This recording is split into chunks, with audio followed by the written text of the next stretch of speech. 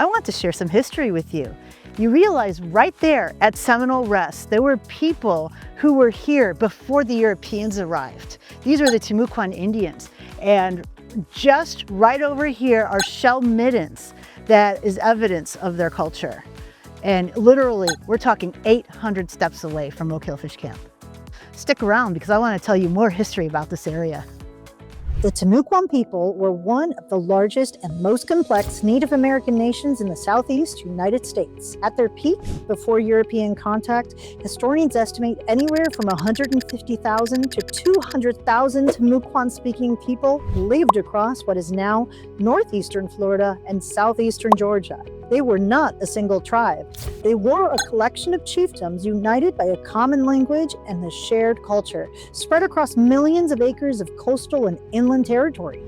The Mosquito Lagoon and Indian River Lagoon systems were absolutely central to Timucuan way of life. This was not wilderness to them. It was home. It was a highway, a pantry, a community, and a sacred landscape all at once. The shallow, warm waters of this lagoon were as familiar to the Timucuan people as any road or town square would be to us today. They knew every channel, every flat, every productive fishing ground, and they worked it with a sophistication that most people never credit them for. When I mentioned the shell middens right near Oak Hill Fish Camp, I'm pointing to one of the most visible and enduring pieces of evidence of that civilization. Shell middens are essentially ancient refuse mounds, layers of discarded oyster shells, clam shells, fish bones, and other food remains that accumulated over hundreds and sometimes thousands of years of continuous occupation. They can look like small hills of ridges of shells along the seashore, and what they tell us is remarkable. The Timucuan people were eating well, living in organized communities and returning to the same productive spots on this lagoon generation after generation.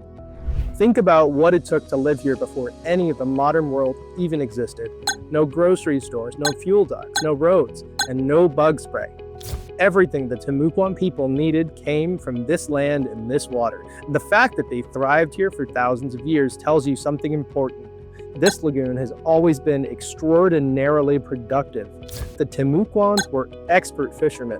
They used a variety of methods: nets woven from plant fibers, weirs built from stakes driven into shallow lagoon bottom to trap fish as tides moved, bows and arrows for larger fish, and hand-carved dugout canoes to access the entire lagoon system. These were not primitive methods. They were highly refined techniques developed over countless generations of watching, learning, and adapting to this specific environment. Redfish, mullet, drum, oysters, clams, shrimp, crab, the same species we fish and harvest today were the foundation of the Timucuan diet. They understood the tides, the seasons, the sprawling cycles. They knew when the mullet ran and where the redfish stacked up. In many ways, the knowledge that serious inshore anglers spend years trying to build today is a fraction of what the Timucuan people carried as everyday common knowledge of their culture. Their villages were positioned deliberately high ground near freshwater sources, close to the lagoon for access, with clear sight lines for defense. The shell middens you can see along the shores of the Mosquito Lagoon are not random piles of trash like Christa said. They're the accumulated evidence of permanent, organized, thriving communities. Some of those middens grew large enough over the centuries that people actually built structures on top of them to stay above the waterline. This was sophisticated planning by people who understood the environment that they were in completely. The Timucuan world changed forever when Spanish explorers arrived in Florida in the 16th century. The first sustained contact came in 1560s when the French established Fort Caroline near present-day Jacksonville, followed quickly by Spanish founding of St. Augustine in 1565, the oldest continuously occupied European settlement in what is now the United States. The consequences of that contact were catastrophic for the Timucuan people. European diseases like smallpox, measles, typhus tore through populations that had no immunity to them. Within decades of sustained contact, the Timucuan people that had numbered in hundreds of thousands collapsed to just a few thousand. Entire villages disappeared. Chiefdoms that had governed this region for centuries ceased to exist within a single human lifetime. The Spanish did establish missions throughout Timucuan territory, and for a period of time, the Timucuan people coexisted with Spanish colonial system, often uneasily, but with some degree of cultural continuity. Timucuan knowledge of the land and waterways was invaluable to the Spanish settlers who were entirely dependent on them for food and navigation knowledge in this early colonial years. But by the early 18th century, a combination of disease, warfare, and displacement had effectively ended the Timucuan people as a distinct cultural group, and by 1800, the Timucuan language had no remaining speakers. A civilization that had called this coastline home for thousands of years was gone within roughly 2 centuries of European arrival. Remains today are the shell middens, the archaeological sites, the colonial records, and the lagoon itself, still here, still producing life, just as it did for them. After the Timucuan people were gone, this stretch of Florida's east coast entered a long period of quiet. The Seminole people, whose own story is one of extraordinary resilience, occupied much of Florida through the 18th and 19th centuries, including territory around the lagoon. The Seminole Wars of the early 1800s were fought in parts across this landscape, and the remote, tangled nature of the Mosquito Lagoon and its marshes made it both a refuge and a contested ground. Oak Hill itself began to take shape as a community in the 19th century. The area's incredible natural productivity, the fishing, the game, the mild winters, drew settlers who recognized what the Timucuan people had known for a millennia. This is one of the most livable and productive stretches of coastline in North America. Fishing and agriculture formed the backbone of the early community, and the lagoon remained central to how people here made their living. The Mosquito Lagoon and Indian River Lagoon system is today recognized as one of the most biodiverse estuaries in North America. The seagrass beds that the Timucuan people fished over thousands of years ago are the same beds that support the redfish, trout, and snook that anglers come from all over the country and world to catch today.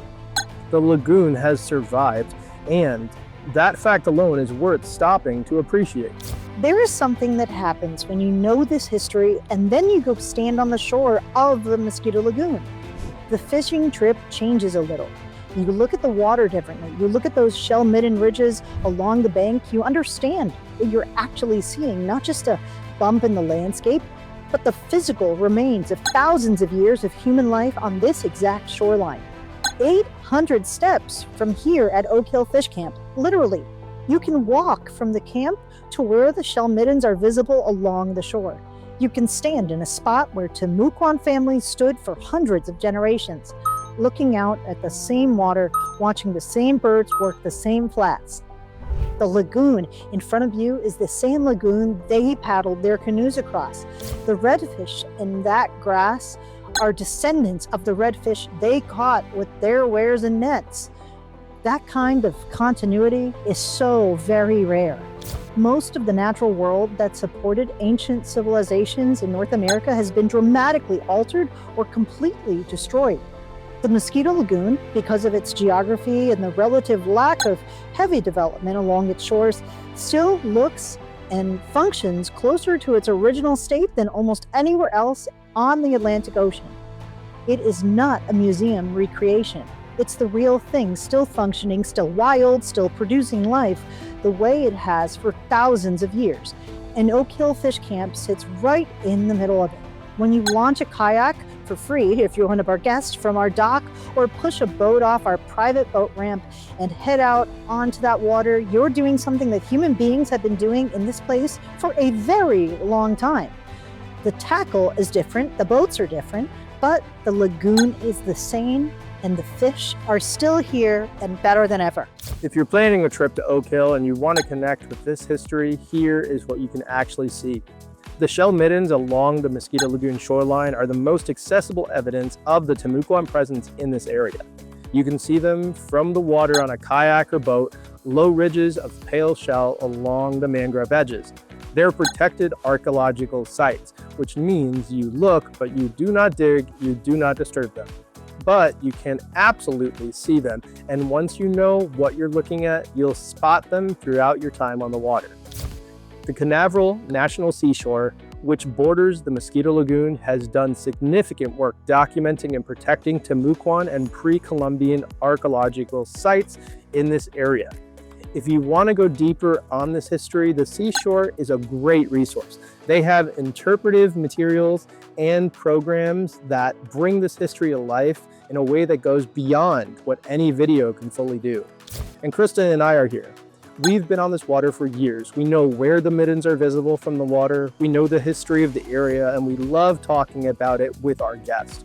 One of the things we enjoy most about having people stay at Oak Hill Fish Camp is sharing not just the fishing, but the full story of this place, what it is, what it was, and why it still matters. This is not just a great fishing destination. It is a genuinely historic and irreplaceable piece of North American natural and cultural heritage.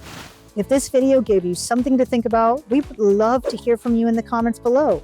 What part of this history surprised you the most? And if you're planning a trip to the Mosquito Lagoon, whether it's for fishing, the history, the wildlife, or all three at once, which it should be, Oak Hill Fish Camp is where you want to be. Cabins on the water, a private boat launch, free kayaks ready to go for our guest, and of course, 800 steps from one of the most significant archaeological sites on Florida's East Coast. Hit the like button if you've learned something new today, and subscribe so you do not miss what's coming next. We're putting out new content on the Mosquito Lagoon, Florida fishing, and life here at Oak Hill Fish Camp every week. Everything you need to know about booking your stay is in the description box below.